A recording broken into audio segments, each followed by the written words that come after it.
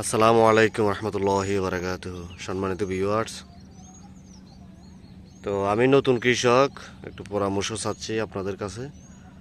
তো এই যে যখন বন্যা হয়েছে নোয়াখালীতে, তো বন্যা হওয়ার পরে পরে আপনার এগুলা কিছু মুহাত কিছু হানি উড়ে গেছে।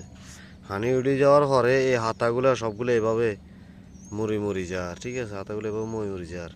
কারণ এটাতে কী ব্যবহার করতে হইব, কারো যদি জানা থাকে কমেন্ট করে অবশ্যই জানাবেন। সবগুলা ন আবার কিছু কিছু আছে এভাবে হোঁড় হয়ে গেছে, ঠিক আছে, এই যে একবারও হোঁড় হয়ে গেছে। তো এগুলা পরামর্শ চাই যে এটা কি ব্যবহার করতে হবে বা কি দিলে লতাগুলা যেটা আছে কিন্তু হাতা যা আছে সব হোঁড় হয়ে গেছে, মুচি মুচি যার। জানা থাকলে কমেন্ট করে অবশ্যই জানাবেন।